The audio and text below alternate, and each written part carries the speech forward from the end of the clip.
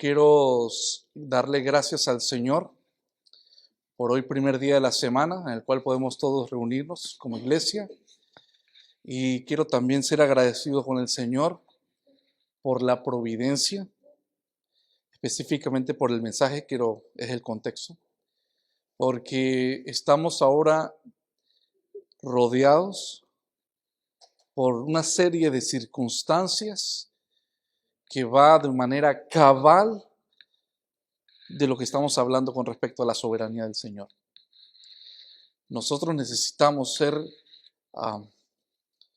refugiados en el Señor, realmente con plena confianza en el Señor. Yo soy uno de ellos, al igual que ustedes. Tenemos muchas preguntas. ¿Por qué pasa lo que pasa en nuestros países? ¿Por qué de estos incendios? ¿Por qué de las enfermedades? ¿Por qué del sufrimiento? Y naturalmente eso surge a hacerle esa pregunta ¿a quién? Al soberano. El mensaje de hoy es muy importante exactamente por esa razón, porque nuestros corazones se brotan a buscar respuesta al Señor por una tensión que tenemos, Y estos versículos que vamos a estar abarcando, vamos a ver cómo el Señor nos responde a esto. En la historia de la humanidad ha habido muchos intentos, hermanos, muchos intentos cuando el ser humano intenta de cuestionar la soberanía de Dios. Por ende, cuestionan lo que observamos alrededor. Pero ¿qué ocurre cuando ese poder no es humano, sino sabemos que las cosas ocurren por el poder de Dios? Cuando una persona se equivoca, cuando yo me equivoco, entendemos las consecuencias. Pero cuando Dios permite que otras cosas ocurran, el ser humano nos lleva a cuestionarlo. Históricamente. La siguiente sección vamos a estudiar exactamente donde Pablo enfrenta una objeción que desafía la elección de Dios, que la hace por unos. Y lo que hemos venido estudiando y seguimos escalando el gran monte sobre la soberanía y la elección. Si pudiéramos ahorita conceptualizarlo, sería de la siguiente manera. De lo que hemos aprendido. Si Dios endurece a quien quiere, ¿cómo puede exigir responsabilidad del hombre? Es la sección que vamos a abarcar, mejor dicho. Si Dios es el que endurece, entonces ¿cómo puede exigir que el hombre es responsable? Y por eso les digo que cuando hablamos de la soberanía de Dios, por lo que nos enfrenta el texto bíblico, naturalmente lleva a que la persona cuestione lo que Dios permite, y en este caso la elección. Para abordar esta pregunta, ¿cómo se los pude resumir? Pablo da una ilustración muy clara, sencilla, pero rica teológicamente. Y le he puesto el nombre, la soberanía del alfarero. Seguimos en el mismo contexto. Ahora venimos enseñando la soberanía en la misericordia, la soberanía en lo que Dios endurece. Ahora es la soberanía, es lo mismo, pero lo va el señor Pablo a ilustrar con el alfarero. Y lo primero que tenemos que nosotros desarrollar es que esto no es un poder de Dios de una manera arbitrario, sino un propósito que hay, que es santo, bueno y justo. Y lo que hemos aprendido, sabemos que el Señor hace lo que hace es para mostrar su gloria, en este caso en la justicia de su ira, pero también para mostrar su gloria mostrando su misericordia. ¿Ok? Entonces muestra su gloria en la justicia de la ira y por qué permite los juicios, y también muestra su gloria cuando Él extiende misericordia para los que no la merecen. Nosotros, cuando estudiamos esa sección que nos demoramos bastante, estoy hablando de los versículos ahí del capítulo 9 de Romanos, del versículo del 14 al 18, ¿se acuerdan? Duramos bastante. Duramos, ¿sabes desde cuándo comenzamos a exponer esa sección? La última sección de Romanos 9 del 14 al 18, desde el 8 de diciembre hasta el 5 de enero. O sea, aproximadamente fuimos muy inductivos, prácticamente 28 días, casi un mes en esos 4 versículos. Fuimos, ¿qué? Muy inductivos, fuimos muy pausados. Esa sección del capítulo 9, 14 al 18, que hablamos de la justicia de Dios y la elección. Dios muestra soberanía en las misericordias, Dios muestra soberanía en los que endurece. ¿Por qué estoy diciendo esto? ¿Por qué? Solamente porque quiero recalcarles que estudiamos esa última sección con mucho cuidado, porque es mi deseo como predicador que no vayamos a la ligera. No quiero, y hablo metafóricamente, que mientras que sigamos subiendo la montaña, ninguno se queda atrás. Sino que de una manera paulatina, pausada, podamos enfatizar, conceptualizar, volver a enfatizar lo que la palabra enseñe para que todos estemos claros que todo lo que Dios hace y permite es justo, bueno y santo. Estamos claros ahí, ¿verdad? Casi un mes para llegar a esa conclusión teológica clara. Ahora vamos a seguir, porque todavía no hemos llegado al tope de la montaña. Vamos a seguir escalando en el monte. Igual, de manera paulatina, esperándonos unos a los otros, para seguir profundizándonos en el tema de la soberanía. Esta sección es Romanos 9, ahora del 19 al 23. Si el Señor lo permite, yo creo que sí hoy vamos a exponer toda esta sección, del 19 al 3. ¿Por qué? Porque es un énfasis de lo que hemos venido aprendiendo de una manera muy rigurosa en la sección pasada. Entonces, en esta sección vamos a continuar en el mismo contexto, donde Pablo responde con una verdad contundente. Dios es el creador soberano. Nosotros somos la criatura. Y como criatura, nosotros debemos de someternos a su propósito. ¿Y qué hemos enseñado? De que aunque de repente en una hipótesis el hombre no quiera someterse, Dios no deja de ser Dios. Es mejor someternos y rendirnos ante una verdad inminente que no hay manera de poder escapar. Vamos a leer entonces, vamos a leer nuestro pasaje. Vamos luego a orar por el pasaje. Luego vamos a exponer el pasaje para rendirnos ante la grandeza de la soberanía del alfarero. Romanos capítulo 9, versículo del 19 al 23. Pero me dirás, ¿por qué pues inculpa? Porque ¿quién ha resistido a su voluntad? Mas antes, oh hombre, ¿quién eres tú para que alterques con Dios? Acá viene la metáfora. Dirá el vaso de barro al que lo formó, ¿por qué me has hecho así? ¿O no tiene potestad el alfarero sobre el barro para hacer de la misma masa un vaso para honra y otro para deshonra?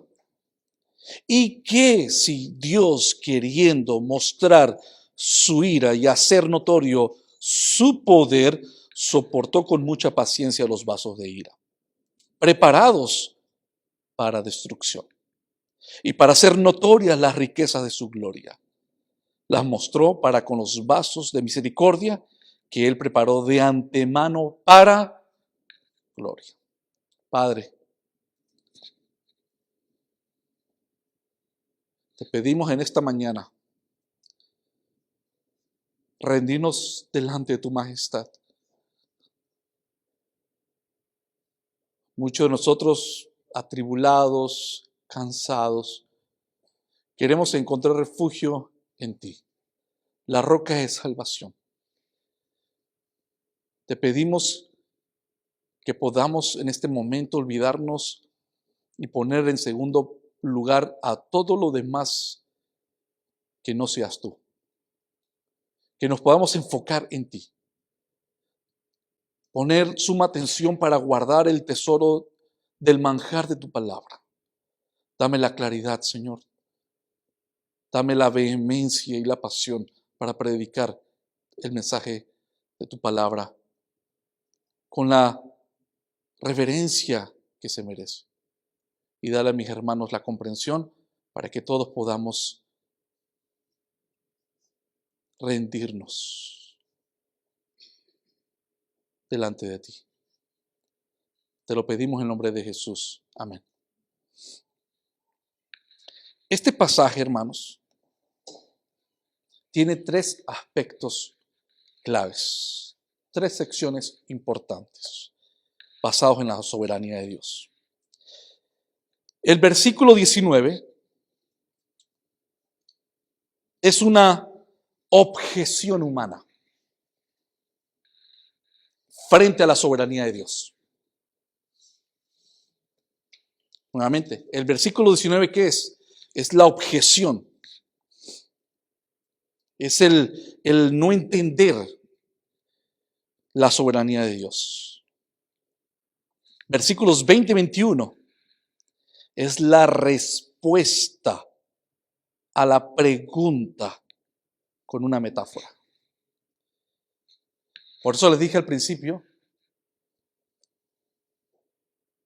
no entendemos lo que pasa en nuestros países, no entendemos por qué permite el Señor lo que permite: terremotos, enfermedades, fuegos, escasez, luchas, dolores.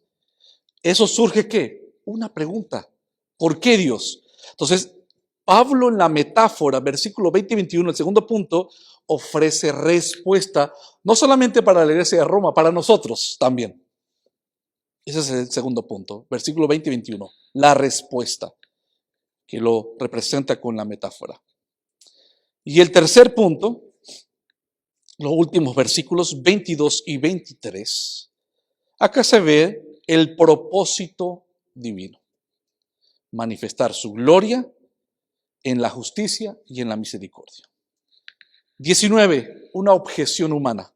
21-22, la respuesta del apóstol con una metáfora. Y versículos 22 y 23, el propósito divino: manifestar la gloria de su justicia, de la ira, y mostrar la gloria de la misericordia. Entonces, con estas palabras vamos a terminar, al final, cuando terminemos, el Señor permite, el mensaje, con estas palabras que les voy a decir ahorita, las voy a volver a encajar al final. Hermanos, a medida que vayamos reflexionando y avanzando, hay una pregunta fundamental, que es la conclusión del mensaje. Vamos a aceptar con humildad el derecho que Dios tiene, que Él puede moldear su creación como Él quiera. ¿Lo vamos a aceptar con humildad? ¿O vamos nosotros a tratar de imponer, de cuestionar nuestras expectativas humanas? Dirá, y mira, hermanos, homiléticamente el bosquejo, siempre la conclusión se deja al final. Pero en este mensaje estoy rompiendo un poquito las clases de hermenéutica. Y estoy comenzando con unas preguntas que es la conclusión después de lo que todos vamos a exponer. Porque con eso es que nos vamos a ir, hermanos. No hay más. O aceptamos con humildad o seguimos tratando de imponernos y cuestionando quién es Dios. Esta enseñanza nos desafía a rendirnos ante la grandeza de su plan eterno, a confiar en su perfecta justicia, aun cuando no comprendamos por qué. Entonces, versículo, y me acompañan con sus Biblias, el puro versículo, ahorita vamos al punto número 1, el versículo 19, la objeción humana. ¿Ok? Dice la Biblia, la Reina Valera, pero me dirás, ¿por qué inculpa, verdad? Dios, porque ¿quién ha resistido su voluntad? Se los voy a leer ahora en la Biblia de las Américas. Miren lo que dice la Biblia de las Américas. Me dirás entonces, ¿por qué pues todavía reprocha a Dios? Porque ¿quién resiste a su voluntad? Voy a leer ahora la Nueva Versión Internacional. Pero tú me dirás, entonces, ¿por qué todavía nos echa la culpa Dios? Porque ¿quién puede oponerse a su voluntad? Ahora les voy a leer la Reina Valera del año 2020. Entonces me dirás, ¿por qué Dios todavía nos echa la culpa? ¿Quién puede oponerse a su voluntad? Y por último, la Nueva Traducción Viviente. Ahora bien, ustedes podrán decir, ¿por qué Dios culpa a las personas por no responder? ¿Acaso no hicieron sencillamente lo que Él les exige que hagan? Esto está tremendo, hermanos, el versículo. Lo leí en varias versiones. Por eso el versículo 21, Pablo, la contestación es con una metáfora. Porque es una conclusión lógica y natural del ser humano. Pero nuevamente, nuestra versión Reina Valera. Pero me dirás, ¿por qué pues? ¿Qué palabra encontramos? Inculpa. Porque ¿quién ha resistido su voluntad? Brevemente, un análisis gramatical, brevemente. La palabra que nos interesa primeramente es la palabra inculpa. Del griego es reproche o acusación. O sea, ¿por qué Dios reprocha? ¿Por qué Dios acusa al hombre? Esa es la primera pregunta. Y un texto bíblico para encontrar que la primera pregunta de esa reproche, de esa acusación, hay muchos versículos, pero un versículo que quiero usar es Ezequiel 18:30, porque esta acusación es un fundamento bíblico que el hombre es responsable. ¿Sí? Lo hemos abarcado desde otras perspectivas, otros ángulos, la responsabilidad del hombre. Pero cuando el texto nos dice en la primera pregunta, ¿por qué pues inculpa? ¿Por qué Dios acusa? Si acusa es porque el hombre es culpable, responsable. Mire lo que dice Ezequiel 18:30, traducción Nueva Viviente. Por lo tanto, pueblo de Israel, juzgaré a cada uno de ustedes según sus acciones, dice el Señor soberano. Arrepiéntete y apártate de tus pecados. No permitas que tus pecados te destruyan. O sea, la manera muy sencilla como dice Ezequiel es que, pues bueno, Dios está pidiéndole algo que el hombre hace porque el hombre es responsable de sus acciones. Entonces, la primera pregunta del versículo 19 es ¿de qué está hablando? La doctrina de la responsabilidad del hombre. Van conmigo, ¿verdad? Entonces, la primera pregunta cuando dice, ¿por qué pues sin culpa? Y hay una serie de fundamentos bíblicos que está hablando que el hombre es responsable. En la segunda pregunta hay otra palabra clave. ¿Ok? En la segunda pregunta hay otra palabra clave. Y ocurre lo mismo que la primera pregunta. Porque en la segunda pregunta también hay un fundamento doctrinal. ¿Cuál es la segunda palabra clave que creen que es? La palabra resistido. Del griego se refiere a oponerse activamente, oponerse activamente. Y un texto de tantos, por ejemplo, Juan 5:40. Cuando dice Juan 5:40, y no queréis venir a mí para que tengáis vida eterna. ¿Qué quiere decir ese texto? Que la gente no quiere venir al Señor. O sea que hay una resistencia para ir a Dios. Entonces, vean otra vez el texto. La primera pregunta es que Dios hace responsable al hombre, la responsabilidad del hombre, la doctrina de la responsabilidad del hombre. Y la segunda pregunta, dice Pablo, la segunda pregunta, ¿quién ha resistido su voluntad? O sea, está dando una pregunta bíblica.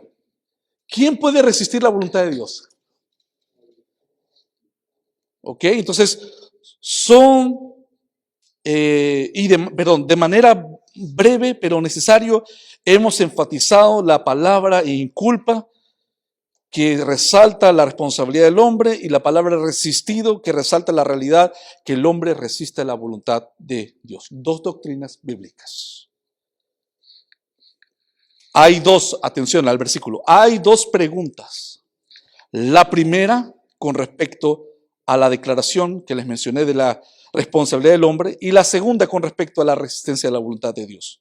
Luego observamos, ¿quién hace la pregunta? ¿Quién hace la pregunta? Pablo es el autor, sí, pero Pablo está escribiendo en la posición de alguien, yo le he puesto el hombre hipotético, de alguien que estás haciendo una pregunta, una cuestión, hay algo que no entiende este hombre hipotético. Van conmigo, ¿verdad? Okay. Entonces, ¿qué encontramos en el versículo 19? Encontramos, aparte de lado, dos preguntas que resaltan dos doctrinas. Encontramos a alguien que hace una pregunta hipotética. ¿Puedo ser yo? ¿Puede ser tú? Entonces, dos preguntas de dos doctrinas bíblicas. ¿Hechas por quién? Por un hombre hipotético. Pero entre ambas preguntas o entre ambas doctrinas, ahí donde surge la pregunta. ¿Por qué? Porque hay una tensión. ¿Lo ven? Entonces, dos preguntas doctrinales hechas por un hombre hipotético que está cuestionando. Y está cuestionando porque encuentra que hay una tensión, hay algo que no ve cómo encaja, cómo Dios puede inculpar a alguien sabiendo que el hombre resiste a Dios. Pero el texto de la sección pasada vimos que Dios tiene misericordia, lo atrae, y el que quiere endurecer, lo endurece. Entonces ahí surge esta pregunta, esta tensión. Y la pregunta ¿cuál es? ¿Por qué entonces Dios sí inculpa? Dos preguntas de dos doctrinas bíblicas. Lo hace un hombre hipotético porque hay una fuerte tensión. ¿Y qué pasa con esa tensión? Esta es una tensión lógica, bíblica. Repito, esta es una tensión bíblica. No es suposición de Pablo, no. Está hablando de todas las, hermanos, si hacen un resumen de todas las escrituras, encontramos a través de las escrituras que el hombre es responsable de sus acciones. Y por otro lado, que el hombre resiste la voluntad de Dios. Entonces, esta tensión es lógica en la mente del hombre hipotético. ¿Por qué? Porque el que está preguntando no es un impío. El hombre hipotético está preguntando porque entiende y acepta la realidad y cree en las dos doctrinas. ¿Lo ven? Esta pregunta no lo hace un impío, lo está haciendo un creyente. Entonces el hombre hipotético está diciendo, ya va, Pablo, la palabra entonces me está diciendo que el hombre es responsable. Pero por otro lado, entonces, pero Dios, el hombre resiste, y si entonces Dios tiene que actuar para que el hombre llegue. Entonces la pregunta es, ahí surge la tensión. Esta tensión es diseño del Espíritu de Dios. Está plasmado acá para nosotros. Porque es allí donde está la respuesta.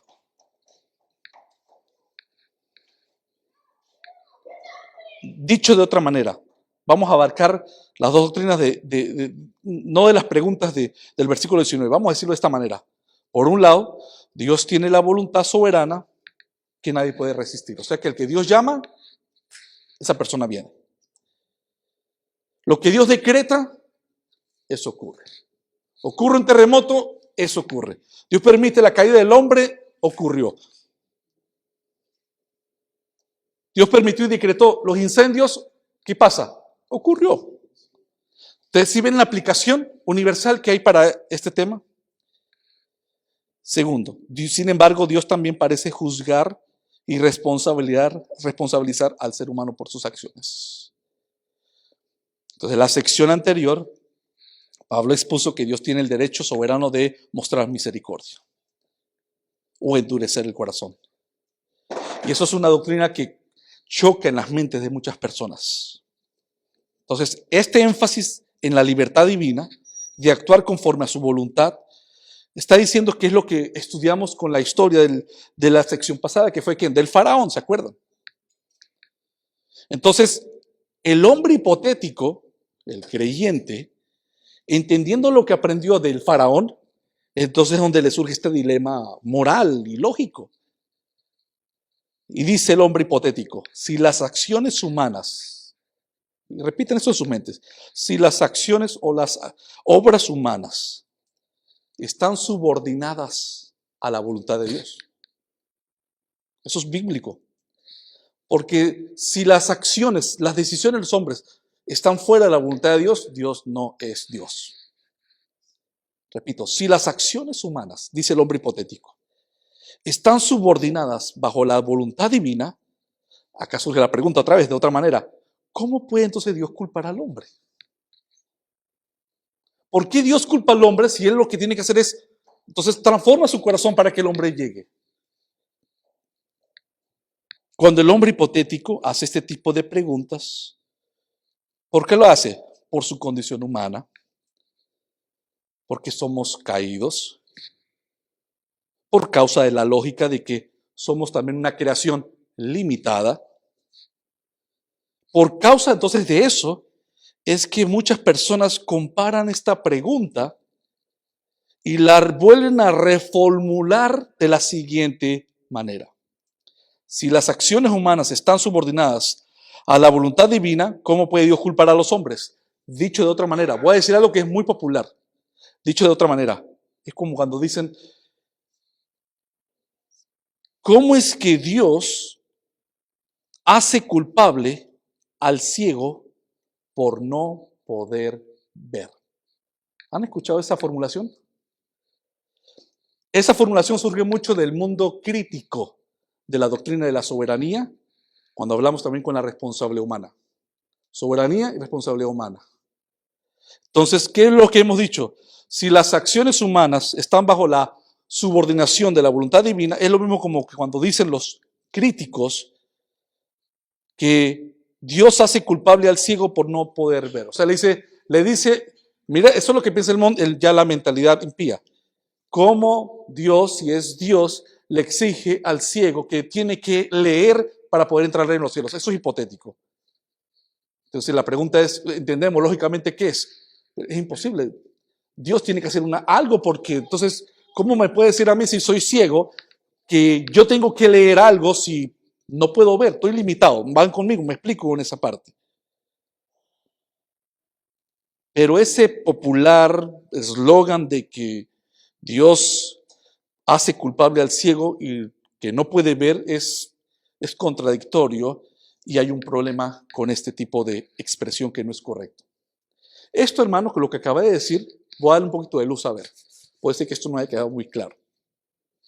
Esto es como cuando las personas intentan explicar la Trinidad de Dios.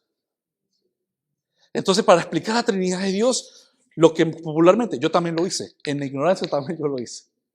Y explicamos la Trinidad de Dios, el agua, el estado gaseoso, el estado sólido y el estado líquido. En los tres estados, al final es que CO2, H2O, perdón. Pero en cada condición hay un tipo de de materialismo distinto, su líquido es distinto, gas, líquido y gaseoso. Bueno, muchos usan ese tipo de explicación para hablar que Dios son tres personas y en un solo, tres personas en una sola naturaleza que es Dios. Bueno, el problema con ese tipo de explicación es que no está realmente queriendo aportar y ayudar para que entendamos la Trinidad. Primeramente que todo, la Trinidad es una doctrina que hasta cierto punto podemos llegar, pero ya llega un punto que es un misterio. Pero lo que sí podemos decir es que la peor ilustración para la Trinidad es lo del agua. Porque con esa explicación caemos en una herejía llamada del modalismo, que es lo que creen las personas no sé si lo conocen ustedes como lo que se llaman los solo Jesús, que no creen en la Trinidad. Entonces, lo que ellos creen es que en el Antiguo Testamento el Padre se vistió como Padre, en el Nuevo Testamento el Padre se vistió como Hijo, y luego Jesús ascendió, y luego el Espíritu Santo que ha descendido es mismo Jesús, pero vestido como Espíritu Santo. Entonces, ellos no creen en tres personas, creen en un solo Dios, pero que se modifica en diferentes estados. Eso es una herejía.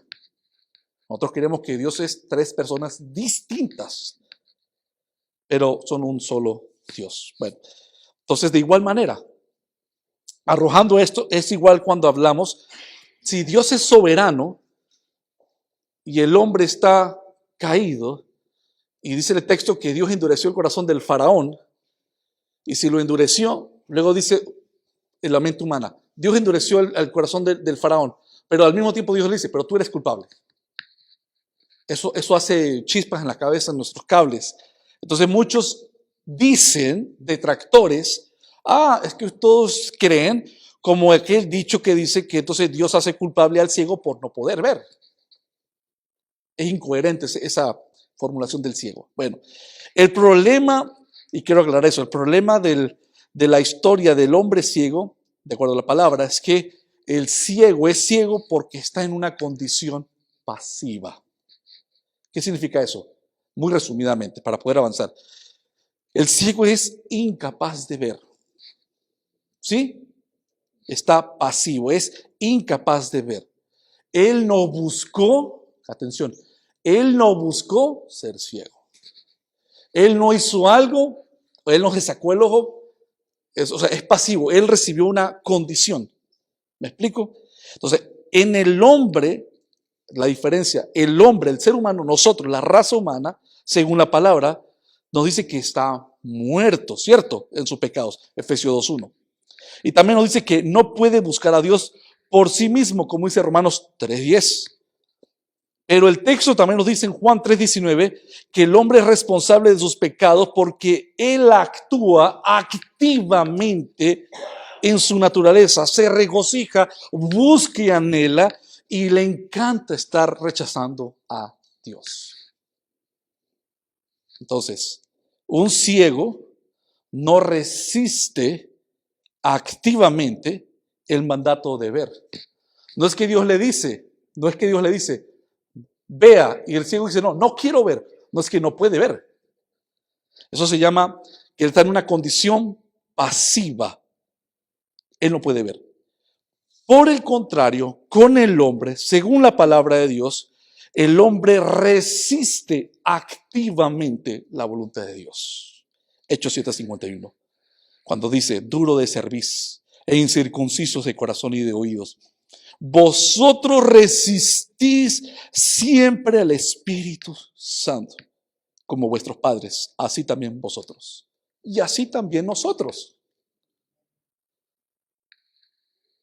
Es que yo no busco a Dios porque Dios tiene que hacerme, o busca, convertirme para que lo busque. No, la palabra nos muestra que el hombre resiste activamente, no es pasivo, activamente, por eso es que es responsable.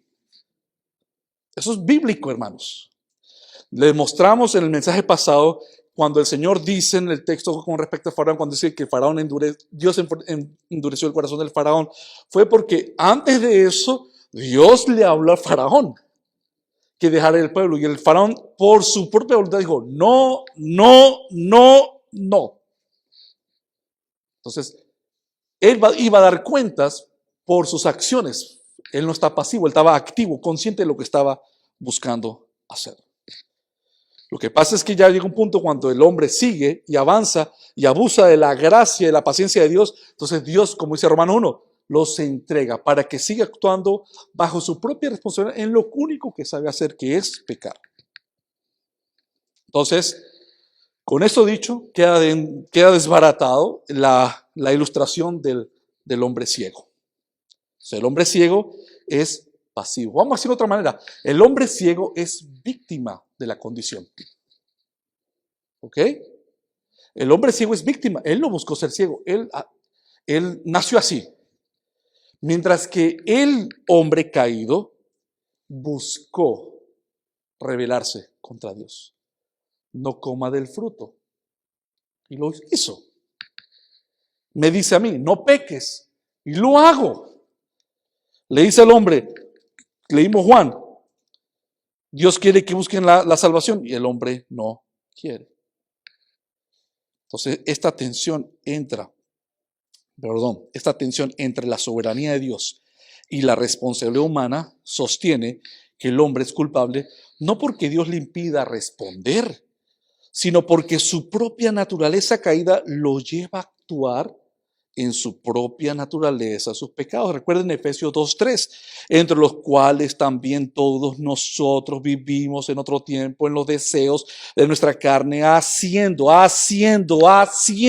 la voluntad de la carne y de los pensamientos, y éramos por naturaleza hijos de ira, porque hacíamos con la total libertad que teníamos hacer que pecar y desobedecer y complacer la carne. Entonces Dios a mí, vamos a decirlo de manera coloquial, Dios a mí no me hizo coacción, no me puso una pistola para que yo pecara, porque entonces Dios no es el autor del mal. Pecaste porque tú quisiste hacerlo y yo quise hacerlo. ¿Estamos de acuerdo ahí? Entonces el hombre ciego es víctima de su incapacidad. La raza humana no es víctima del pecado, hermano. La raza humana está depravada y es culpable porque peca voluntariamente y eso tiene consecuencias. Pero aún con la clasificación de la popular ilustración del ciego, aún quitando que esa ilustración no sirve, la del ciego, la tensión sigue. La tensión sigue. Porque está ahí, el Señor lo plasmó ahí, esa tensión está ahí. La soberanía de Dios. Pero si Dios es todo soberano, Dios solamente puede ir y hermanos, nosotros hemos enseñado que es bíblico que el hombre resiste a Dios. Si Dios no intercede en su misericordia, en su soberanía, en su misericordia, lo único que nosotros hacemos es que resistir. No buscamos a Dios. No sé, porque no puedo generalizar, pero yo creo que la gran mayoría hemos sido nosotros y damos testimonio que al primer llamado que llegamos a escuchar del Evangelio, de repente no llegamos. Al menos yo fui un caso de esos. Hay personas que al primer llamado llegan. Y si llegan no es por mí, es la soberanía de la misericordia de Dios. Lo que yo veo es que el Señor permite que muchos, Dios les imparte el Evangelio y a la primera escuchan, pero no llegan. ¿Llegan por qué? Llegan en el momento cuando el Señor irrumpe las leyes naturales, entra en el corazón del hombre y lo regenera. Si Dios no lo hace, el hombre seguimos actuando naturalmente en el gozo que nos encanta, hablando en el sentido humano, del pecado. Entonces, la tensión no desaparece incluso quitando esta ilustración del hombre ciego. La tensión sigue intacta y de manera intencional.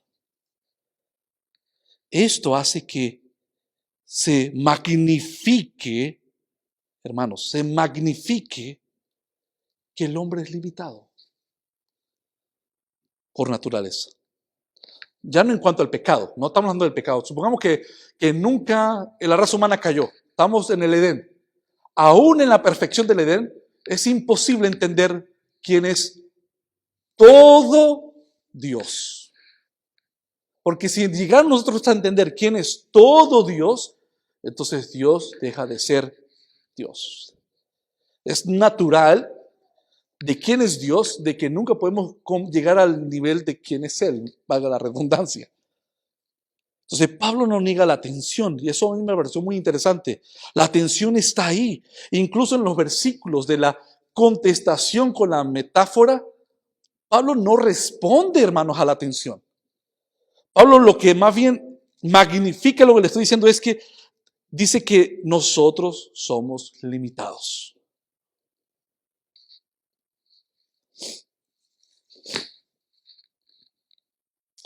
El hombre encuentra difícil reconciliar ambas realidades. El hombre hipotético cree las dos preguntas. ¿Quién cree las dos preguntas? La pregunta, ¿quién cree que Dios culpa al hombre? Yo lo creo. Que Él lo cumple porque Él es justo, porque Él no va a inculpar a un inocente. ¿Verdad? Él inculpa solamente a culpables. Entonces yo creo en una doctrina que cuando Dios culpa es porque tiene razón. Pero también la segunda pregunta es que el hombre resiste. ¿Quién lo cree? Yo lo creo, porque sabemos la condición de la raza humana. Entonces, por eso estoy diciendo, son dos preguntas de un hombre hipotético. Un creyente que no entiende del todo la realidad de estas dos verdades en conjunto. Y esto es intencional de parte de Dios. No de que Dios no vaya a contestar por qué ocurrió los incendios. No porque Dios nos vaya a decir por qué permitió que todavía este régimen perverso sigue en el poder. Dios no nos tiene que decir por qué morimos. Dios no nos tiene que decir por qué nos enfermamos. Dios no nos tiene que decir nada. ¿Me explico, hermanos? Entonces la atención está ahí. Esa es la respuesta. Dios no nos tiene que explicar nada. Dios no nos tiene que dar resultados y bosquejos y ejemplos por qué hace lo que hace. No porque Él sea perverso, hermanos, sino sencillamente porque Él es el creador y nosotros somos creación. Él es de una mente infinita, nosotros somos finitos. Entonces, nosotros encontrar difícil la reconciliación no hace mentira las dos verdades de las dos preguntas. Solamente te hace a ti decir, no, yo creo ambas. No sé cómo se reconcilian hasta el final. Por eso Dios es Dios. Porque mi mente es finita. Esa es la respuesta. No hay que meter filosofía para llegar a un punto de cómo contestar. No. El punto es que estamos magnificando lo que no entendemos. Y eso es bueno. Repito, estamos magnificando lo que no entendemos porque Dios se reserva el derecho, lo que Él hace. Por eso nuestro hermano Efraín leyó el texto de Job. Es exactamente lo mismo. ¿Dónde estabas tú cuando yo hice esto y lo otro y las lluvias? Y le dice las preguntas, más no le dice la respuesta.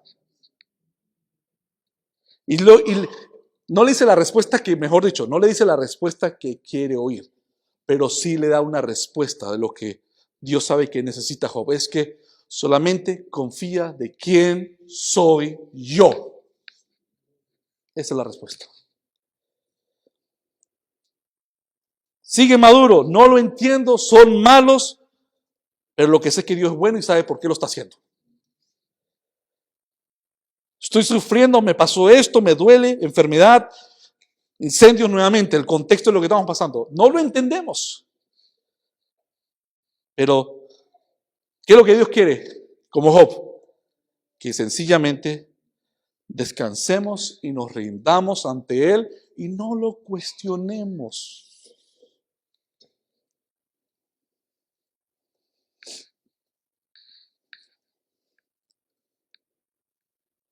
La respuesta de Pablo en los siguientes versículos 20 y 21, entonces no busca resolver la tensión, sino recordar al hombre su posición. Ahora, habiendo explicado eso, vean cómo Y leamos los versículos 20 y 21. Y luego nos enfocamos en el 20 rápidamente. ¿Qué dice el 20? Mas antes, oh hombre, ¿quién eres tú para que alterques con Dios? Y sigue la metáfora. Acá entra la metáfora. Acá entra la metáfora. Dirá el vaso de barro al que lo formó, ¿por qué me has hecho así? O sea, está diciendo esto es incongruente. Es como que si nosotros agarremos una hormiga, ¿sí? Y le quiere explicar la hormiga física, matemáticas. Eso es algo muy simple, muy vago y muy todavía superficial. Pero es como agarrar una hormiga y queriéndole explicar a la hormiga matemáticas, físicas, el universo, la gravedad, los ejes planetarios. Son cosas que no está en la naturaleza de la hormiga entender la majestad de esa verdad. Dice Romanos capítulo 9, ahí los versículos 20 y 21. Pero miren la versión NTV. No digan eso. ¿Quién eres tú, simple ser humano, para discutir con Dios? ¿Acaso el objeto creado puede preguntarle a su creador? ¿Por qué me has hecho así? Cuando un alfarero hace vasijas de barro, ¿no tiene derecho a usar el mismo trozo de barro para hacer una vasija de adorno y otra para arrojarlo a la basura? Esto es fuerte, hermanos. Porque naturalmente el hombre dice, pero ya va, quiere entrar el cuestionamiento. ¿Cómo que el mismo barro, o sea, el mismo ser humano, Dios muestra misericordia, a otros los deja perecer? Ya va, esto no es justo. Ahí viene todos estos sentidos humanos y sentimientos y emociones, pero sencillamente humanos. Dios no es humano. Somos a imagen y semejanza de Dios en el sentido que tenemos facultad, razonamiento, voluntad, pero sus pensamientos, hermanos, sus planes es distinto. Lo único que sabemos es que Dios es bueno. Lo único que sabemos es que Dios es justo. Lo único que sabemos es que Dios es santo. Y eso es suficiente. ¿Quién abraza esa verdad? El creyente. El no creyente, la segunda pregunta del versículo 19, sigue resistiendo a Dios. Ya, pero es que no, necesita tener una explicación. O el texto está equivocado, lo escribieron los hombres, que hay incoherencia, no tiene sentido. Y viene todos estos tipos de argumentos. Entonces vuelvo a enfatizar que la intención de Pablo no es resolver esta tensión. Está adrede la intención. Entonces no, si esperamos que iba a haber acá el hermano iba a dar una explicación y una exégesis para encontrar respuesta, para llenar la satisfacción de nuestro entendimiento del por qué ocurren las cosas. No es así. Sino esto es para recordar que el hombre, eso es lo que mi respuesta, enfatizarle a ustedes, hermanos, y a mí mismo, recordarnos la posición como criaturas delante del Creador. Sí, somos sus hijos, Dios nos ha dado la potestad de ser sus hijos, nos han dejado entrar al trono celestial, ¿verdad? Pero eso no quiere decir que Dios deje de ser Dios y nosotros dejamos de ser criaturas. Es nuestro Padre, pero no porque es nuestro Padre. Vámonos en un plano más bajo. Tenemos padres terrenales. Y no porque tengas confianza con tu hijo o tu hijo tenga confianza contigo, venga tu hijo y te falta el respeto. O sea, hay un límite, siempre hay una separación. Igual pasa en el caso y con más exaltación de quién es nuestro Dios. Entonces, Pablo no intenta aliviar la tensión. Repito, Pablo no intenta aliviar la tensión. Y tampoco él intenta ofrecer una explicación exhaustiva, cómo funciona la soberanía, cómo encaja con la responsabilidad y esto se une acá. Pablo no está buscando esa claridad de cómo funcionan las dos verdades. Es verdad que hay otras doctrinas que el Señor es más explícito. Y si es más explícito en otras doctrinas es porque así Dios lo ha querido. Pero hay doctrinas como la soberanía con la responsabilidad, donde hasta cierto punto Dios deja guardado y queda en misterio para nosotros. No para Él lo sabe todo. Para Dios no hay tensión. Quiero aclarar eso. Para Dios no hay tensión. La tensión es para nosotros.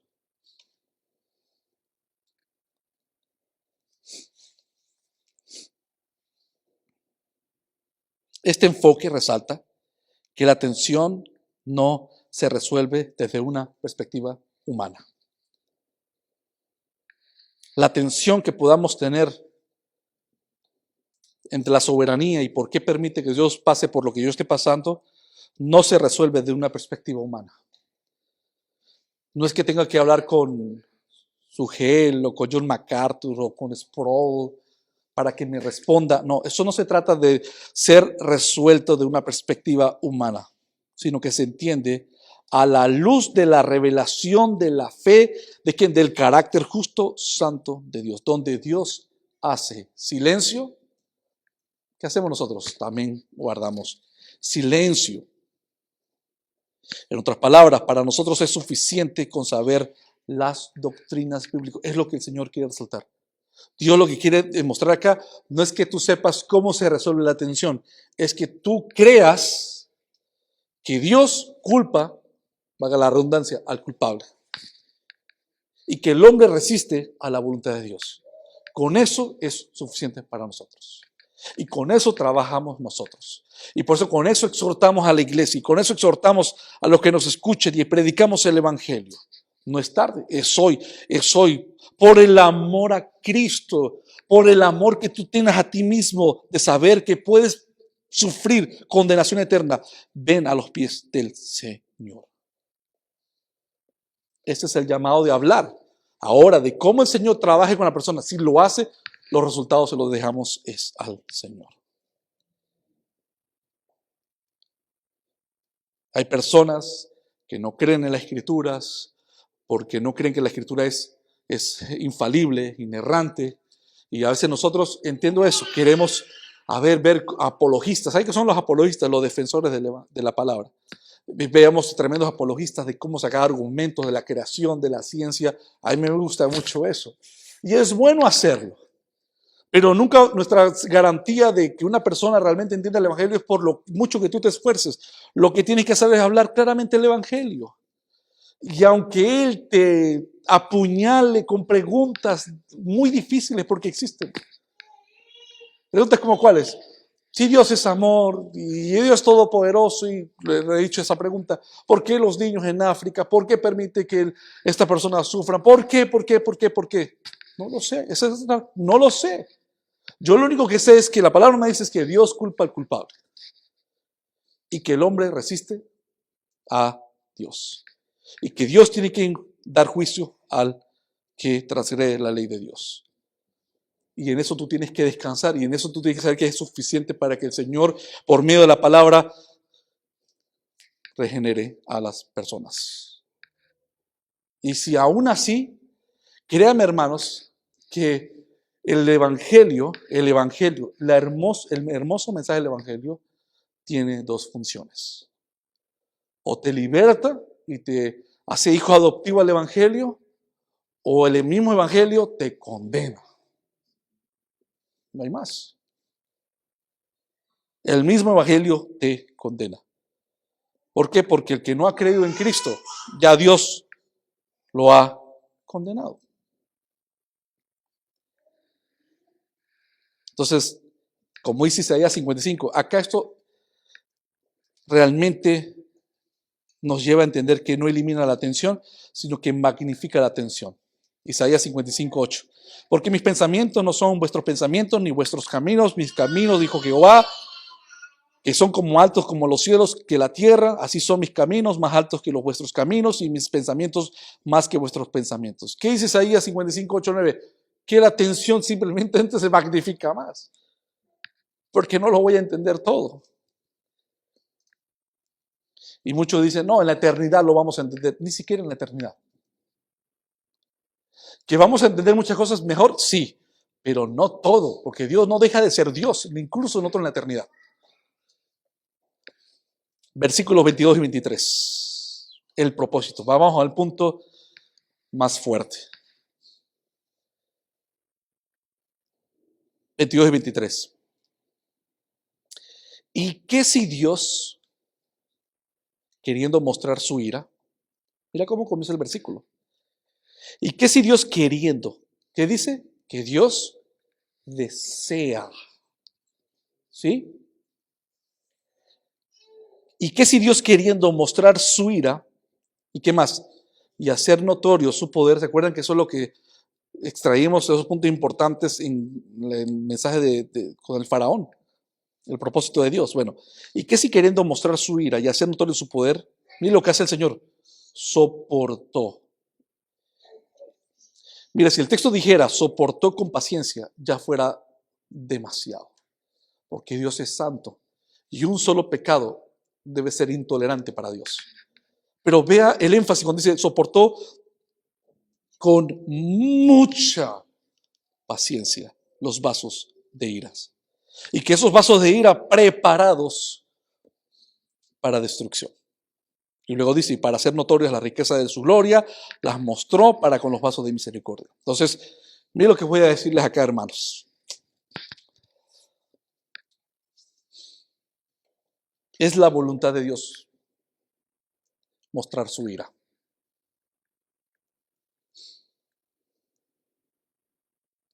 Es voluntad de Dios hacerlo notorio. Los fuegos, ¿qué tal que el alcalde, no había agua en los drenajes? Pudo ser, claro que sí. Pero no le vamos a quitar la gloria a Dios. Porque nada ocurre si Dios no lo permite. Porque es la voluntad de Dios mostrar su ira, hacerlo notorio, y por esa razón nos muestra la palabra. Dice el texto que Él soportó con mucha paciencia los vasos de ira. O sea, que usted no han, yo creo que la otra vez les dije este pensamiento coloquial, no es pensamiento, es dicho del mundo secular. Cuando decimos, la mala hierba no muere. ¿Cierto? Y no es porque, y mismo David dice en los Salmos, que se sentía mal porque miraba cómo los malos prosperan. Y como que nada les pasa malo. Vemos a este hombre en el poder, se ríen, nadie nos saca, estamos hasta el año no sé qué año. Se ve la prepotencia, el orgullo, todas estas cosas que vemos, ¿verdad? Y ¿qué nos pasa a nosotros internamente? Señor, que baje queremos ser Jonás. Que baje fuego y azufre de los cielos. Pero mira, los hombres siguen haciendo las cosas malas, no solamente que les mencioné el país, pero alrededor del mundo. Y no le está cayendo un rayo. Y no está cayendo porque dice los versículos 22 y 23. ¿Por qué? Porque Dios, ¿qué? Los está soportando. Aunque acá está hablando en pasado, ¿no? La palabra es eterna, por eso. Lo está soportando con mucha paciencia, con un fin. Con un fin. Cuando hablamos de la ira de Dios, no se refiere como la ira del ser humano. No es que Dios se pone como nosotros, impulsivo, pierde el control. No, es muy diferente. No comparemos la ira del hombre con la ira de Dios. La ira de Dios es una indignación divina por el pecado. Es una ira santa. ¿Me explico? Una ira santa, una ira de indignación por el pecado. Dicho de otra manera, cuando Dios muestra y hace notorio su ira, es una expresión que está mostrando su santidad. ¿Ok? Cuando Dios manifiesta su ira, está manifestando su santidad. Esto va a ser duro, lo que les voy a decir. La condenación eterna, que es por los siglos de los siglos, ¿verdad? Donde el gusano nunca muere, dice la Escritura. La condenación eterna es una manifestación eterna de la santidad de Dios. La condenación eterna es eterna porque Dios es eterno y su ira es eterna porque es una manifestación de su santidad. ¿Y qué refleja su santidad? No tolero el pecado. Y eso es eterno, hermanos. Y es notorio por toda la eternidad. Por eso también el versículo dice que Dios no solo quiere mostrar su ira, lo quiere ser notorio, hermanos. Como pasó con la narrativa que le dije del faraón. Dios demuestra su poder. ¿Cómo? Cuando ejecuta los juicios. Manifiesta que tiene autoridad, hermanos. Los incendios, me perdonan la repetición, pero los incendios no se apagarán hasta cuando Dios diga que se tienen que apagar. Eso demuestra ¿qué? Autoridad, demuestra gobierno, demuestra soberanía, demuestra control, hasta cuando Él quiere. Y se aplica en todo lo demás. Dios muestra su ira porque quiere mostrar que sus juicios son totalmente justos. Dios muestra su ira porque quiere mostrar que Él es totalmente soberano y que a través de los juicios está mostrando su gloria. Hermanos, sabemos que Dios no necesita demostrarnos su poder. Él lo es aunque nosotros no existamos. Pero en el momento que el Señor permite mostrar su poder en su ira, nos está diciendo que su carácter es justo, santo, y eso lo muestra para el mundo. Pero el versículo 23 dice, ¿para quién lo está mostrando? ¿Para quién lo está mostrando? Para los vasos de honra, los creyentes, para que podamos ver el gran contraste de el mismo Dios, cómo es bondadoso con nosotros, todo paciente con nosotros, y que por la eternidad veamos al mismo tiempo ese mismo Dios mostrando su ira por toda la eternidad con otros. El mismo Dios. Y eso es para que nosotros exaltemos la gloria que fue misericordioso con nosotros. Pero antes de ir al último versículo, nos dice el versículo 22 que Él lo soportó estos vasos con mucha paciencia. ¿Qué quiere decir esto? Que esos juicios no se ejecutan de manera inmediata. ¿Se acuerdan con Faraón? No ocurrió a la primera obstinación del Faraón, no cayó la destrucción, no. Vino un juicio. A la segunda, otro juicio. A la tercera, a la cuarta, a la quinta. Y así sucesivamente, ¿verdad? Pero Dios tuvo paciencia con Faraón. No lo pudo haber destruido a la primera. Pero tuvo paciencia, ¿por qué? Porque en cada etapa Dios estaba haciendo notorio su poder. Y eso es bueno. Eso es bueno porque está mostrando para los vasos de nosotros, los vasos de misericordia, está mostrando que con Dios no se puede burlar. A Dios nadie se le escapa.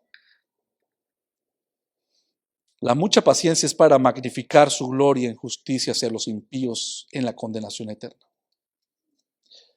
Hermanos, así como la palabra de Dios nos dice que hagamos riquezas en los cielos, los impíos que no se arrepienten están haciendo riquezas, pero de ira. Están llenando tesoros de juicio. Y llegará el día donde van a disfrutar, estoy siendo ya sarcástico, de esos juicios. ¿Por qué concluimos esta fuerte verdad y de esta manera? Porque así lo dice el versículo ya 22. ¿Y qué si Dios, queriendo mostrar su ira y hacer notorio su poder, soportó con mucha paciencia los vasos de ira que ya estaban preparados para destrucción? Y el último versículo. Y para hacer notorias las riquezas de su gloria, las mostró para con los vasos de misericordia que él preparó de antemano. Pero mira cómo lo dice la versión NTV, el último versículo. Que el Señor muestra su ira, hace notorio su poder y soporta los vasos que él les indigna, lo soporta con mucha paciencia. ¿Es para qué? Ahí viene el 23. Lo hace para que las riquezas de su gloria brillen con mucha más intensidad sobre aquellos a quienes le tienen misericordia. Porque en el momento, cuando estemos incluso ahorita y en la eternidad, sabiendo que mientras que nosotros estamos adorando a Dios, eso no va a estar fuera de nuestra mente, porque los planes de Dios son diferentes, que mientras nosotros estemos adorando a Dios, nosotros también sabemos que hay un grupo de personas que están en una condenación eterna, hermanos. Porque eso es parte de la voluntad de Dios. No lo puedes ver como algo perverso. Perversos son los que están en condenación porque se rebelaron con un Dios santo. ¿No dice la Escritura que incluso la iglesia va a juzgar al mundo juntamente con Cristo, hermanos? El hombre no es inocente.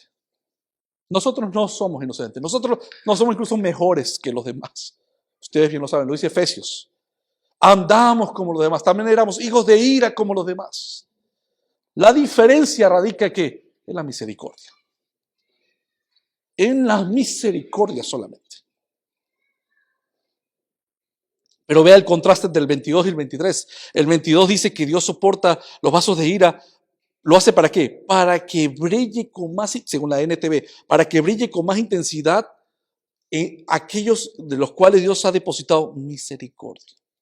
¿Se acuerdan con esto, hermanos, cuando hace tiempo iniciando la confesión de los miércoles, la confesión bautista de Londres, cuando llegamos a aquel capítulo que habla sobre la creación de Dios? Y dijimos nosotros, si se acuerdan, ¿no? Y dijimos que todo lo que Dios hizo, antes de la caída, la creación, el hombre, la mujer, perfectos en armonía con Dios. Dice el Génesis que todo lo que Dios hizo era bueno. Y eso bueno le da gloria a su nombre, lógicamente.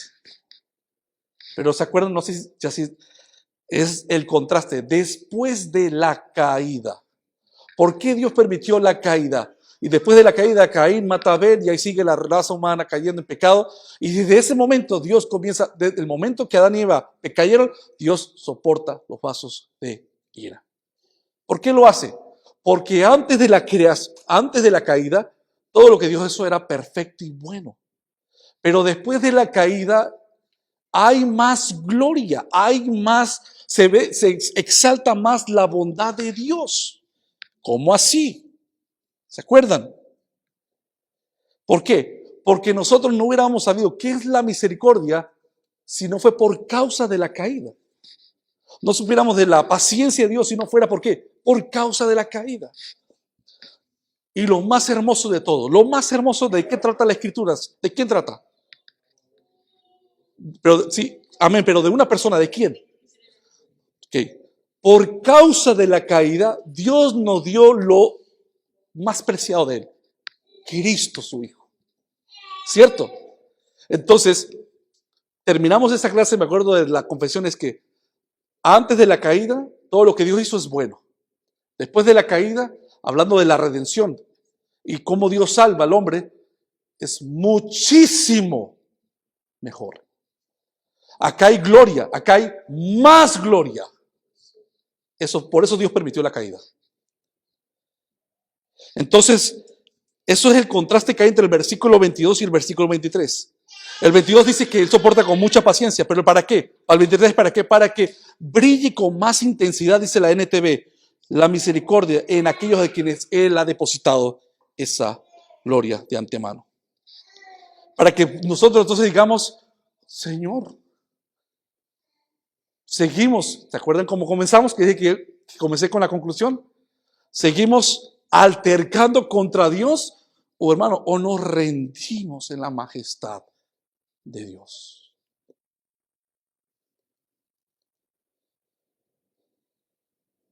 La paciencia de Dios hace que los vasos de ira pone de relieve la magnitud de la gracia que pone en nosotros.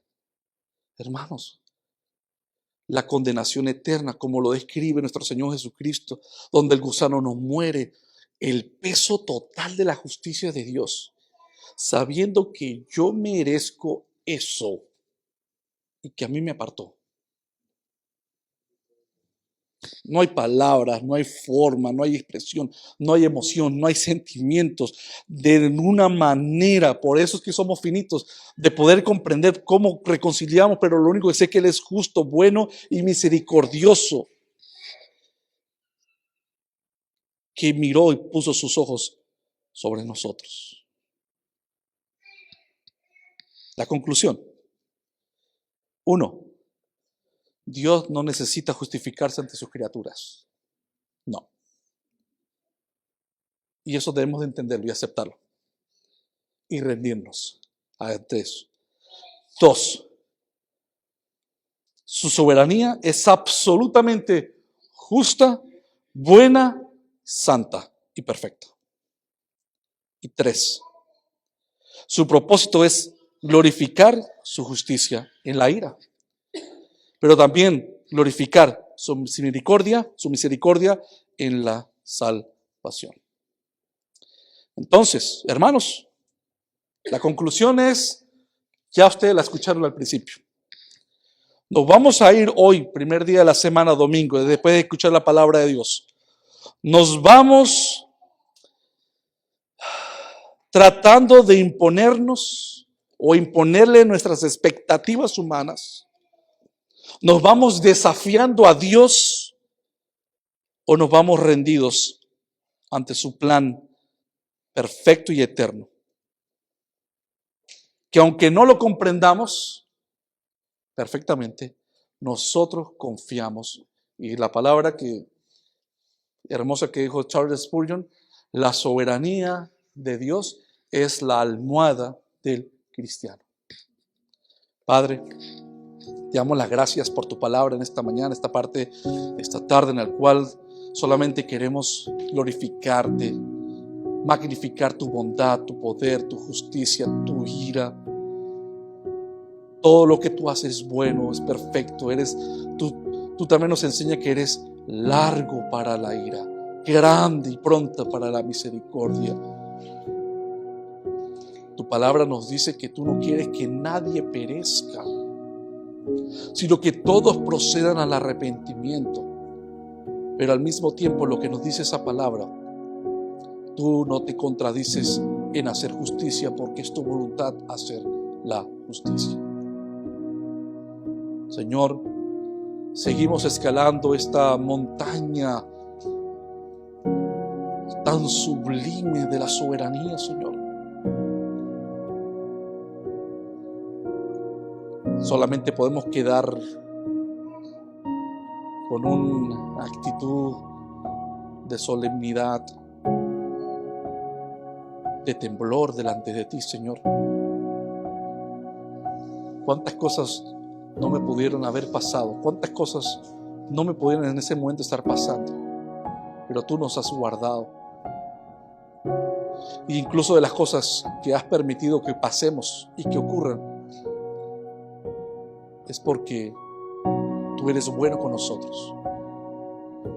Sabemos que las pruebas, sabemos que incluso las disciplinas para tus hijos, sabemos que incluso los juicios para tus hijos están bajo tu misericordia, porque es preferible un juicio para traernos a ti cuando estamos descarriados, que estar totalmente sencillos, endurecidos y caminando bajo nuestras propias condiciones y nuestra voluntad de la naturaleza caída. Eso sería un peor juicio. Tú nos dices que a los que tú amas, tú reprendes. Tú nos dices que no somos bastardos. Es una palabra fuerte, pero lo dice la Escritura. Sino que somos hijos reconocidos por ti, Señor. Nos adoptaste cuando éramos olivo silvestre y nos incorporaste y nos agregaste al buen olivo por tu gracia. ¿Qué podemos hacer, Señor, si solamente rendirnos? Y como aquella mujer gentil, cuando Jesús vino en su ministerio terrenal y le dijo a aquella mujer gentil que sus hijos estaban enfermos, y nuestro Señor le dijo que no era propio que los perrillos comieran de la comida de los hijos de la casa, y que nos podamos identificar como esta mujer que no se volvió altiva y prepotente, sino que entendió por tu gracia su condición caída y expresó estas palabras: sí, Señor, pero aún los perrillos comen de las migajas que caen de la mesa de los hijos. Y la palabra dice que Dios, el Señor, tuvo compasión.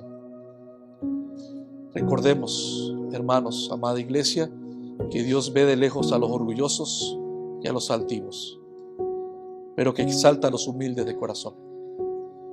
Está bien, hermanos, llorar delante del Señor. Está bien decir: Señor, no entiendo por qué, pero a pesar de todo, Señor Santo, confío en ti, tú eres fiel. No hay otro camino, como dijo Pedro. ¿A dónde más iremos, Señor? Y esa es mi garantía, ese es mi descanso, esa es mi esperanza. Y eso es con las últimas palabras que nos despedimos hoy domingo. Descansemos en el Señor, hermanos. Lo pedimos en el nombre de Cristo Jesús. Amén.